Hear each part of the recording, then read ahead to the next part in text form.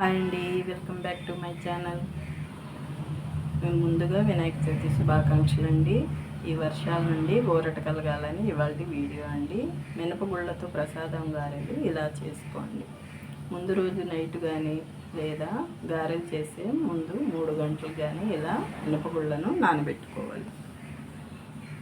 మినపగుళ్ళను శుభ్రంగా కడుక్కున్న తర్వాత ఇలా గ్రైండ్ చేసుకోవాలండి. నీళ్లు పోయకుండానే గారెలు వచ్చే పిండి ముద్దలాగా మనం గ్రైండ్ చేసుకోవాలి. వాటర్ చాలా కొద్దిగా మాత్రమే వాడాలండి.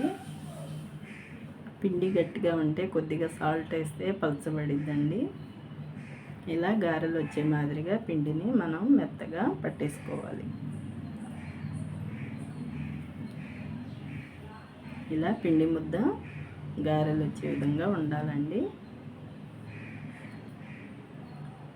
ఇలా ప్లేట్ పెట్టేసి నేను ముందు రోజు పట్టేసుకున్నానండి, ఫ్రిడ్జ్లో పెట్టేసుకున్నా. ఇలా అల్లం, పచ్చిమిర్చి, కొద్దిగా ఉప్పు వేసుకున్నానండి. మిక్సీకి పట్టుకొని పిండిలో వేసుకొని గారెలు వేస్తే చాలా టేస్ట్గా ఉంటాయండి.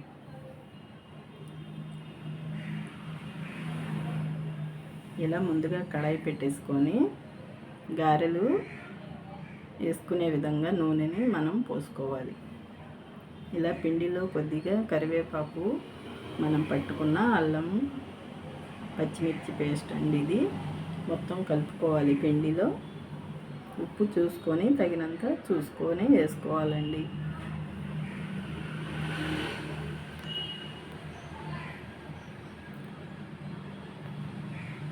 ఇలా పిండిని చేత్తోనే బాగా మసాజ్ చేసిన విధంగా చేస్తే పిండి స్మూత్నెస్ వస్తుందండి. గారెలు కూడా మంచిగా ఉబ్బుతాయి, బాగుంటాయి కూడా. ఈ పిండిలో ఎలాంటి సోడా ఉప్పు వేయకూడదండి. తర్వాత నూనె వేడైందో లేదో ఇలా కొద్దిగా పిండి ముద్దను వేసి చూడాలి. ఇలా పిండి ముద్ద కనుక నూనెలో తేలితే పిండికి నూనె రెడీ అయినట్టు. లేదా గారెలు కళాయికి అంటుకొని మంచిగా రావండి.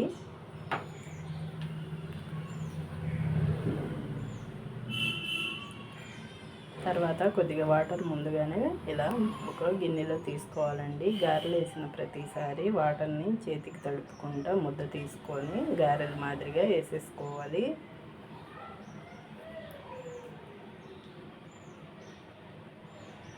ఇలా ఒక జల్లెడి గిన్నెని ముందుగానే గారెలు తీసుకునే విధంగా అరేంజ్ చేసుకోవాలండి. కింద ఒక ప్లేట్ పెట్టేసుకోవాలి. ఇలా చేతిని తడుపుకుంటా మనం కావాల్సిన సైజుని ముద్ద తీసుకొని ఇలా చేతితోనే అదుపుకొని గారెలు వేసేసుకోవాలండి. ఇలా కనుక కొత్త వాళ్ళకు కుదరకపోతే కవర్ మీద ఇలా వాటర్ని తడిపి ముద్ద వేసేసుకొని గారెల మాదిరిగా వేసుకోవాలండి. నాకు ఈ మాదిరిగా అలవాటు కాబట్టి నేను ఇలా వేసేసుకుంటున్నాను. ఇలా కొద్దిగా ఏగినాక గారెలను ముందుగా తీసేస్తానండి. నేను ఇలా వేసుకుంటా ఉంటే మనం ఎంత పిండి అయినా తొందరగా రెడీ అవుతాయండి. ఇలా పచ్చిగానే ముందు వాయి తీసేస్తానండి. ఈ టిప్ కనుక ఫాలో అయితే గారెలు ఎంత పిండి ఉన్నా కూడా చకచక అయిపోతాయండి.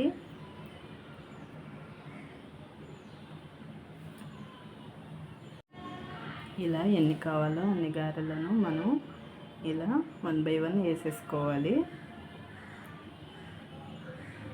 అంతేనండి, చాలా సింపుల్గా చేతిని తడుపుకుంటా కొద్దిగా ముద్ద పిండి తీసుకొని ఇలా మెల్లగా నూనెలో గారెలు వదలాలండి.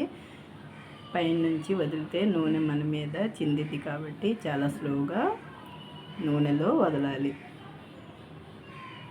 ఇలా లైట్ కలర్లో ఉండేవి కదండి, ఫస్ట్ వాయి తీసిన తర్వాత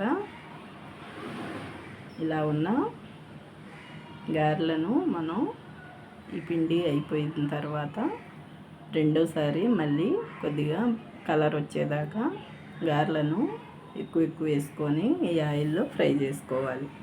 ఇలా చేయటం వల్ల గారెలు అంటుకోకుండా ఉంటాయి, మనకి తొందరగా పని అవుతుందండి. ఇలా రెండోసారి కలర్ వచ్చేదాకా ఫ్రై చేసుకోవాలి. ఇలా పచ్చిగా ఉన్నప్పుడు ఇన్ని గారెలు వేయలేము కదండి, అతుక్కుంటాయి అన్నమాట గారెలు. ఈ గారెల విధానం మీకు నచ్చితే లైక్ చేయండి, షేర్ చేయండి, సబ్స్క్రైబ్ చేయండి. ఇలా కొద్దిగా కలర్ వచ్చేదాకా చూసుకొని మొత్తం తీసేసుకోవాలండి. ఇలా చేస్తే మనం గారెలు చేయడానికి టైం ఎక్కువ పట్టదు. మనకి బ్రేక్ఫాస్ట్కి కానీ ఇలా ప్రసాదం పండుగలకి చేసుకోవడానికి చాలా బాగుంటాయండి. ఇలా లైట్ కలర్లో ఉన్నాయన్నీ మళ్ళీ మనం ఇదిగా కొద్దిగా కలర్ వచ్చే మాదిరిగా ఫ్రై చేసుకుంటే పిండి ముద్ద లేకుండా మంచిగా ఏగుతుందండి నూనెలో.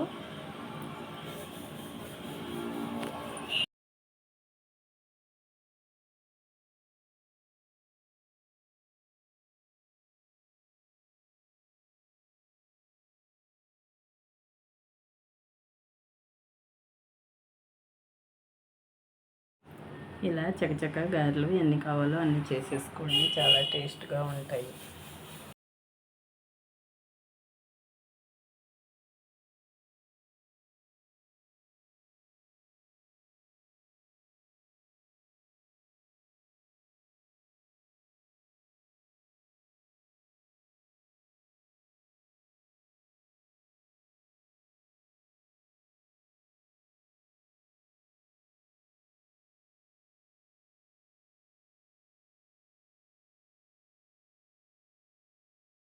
చేసుకున్న గారెలని ప్లేట్లో పెట్టేసుకొని సర్వ్ చేసుకోవటమేనండి. ఎంతో కలర్ఫుల్గా, రుచిగా, టేస్టీగా ఉంటాయండి ఇవి. ట్రై చేయండి. నచ్చితే లైక్ చేయండి, షేర్ చేయండి, సబ్స్క్రైబ్ చేయండి, ఎంకరేజ్ చేయండి. మళ్ళీ ఇంకో వీడియోలో కలుద్దాము.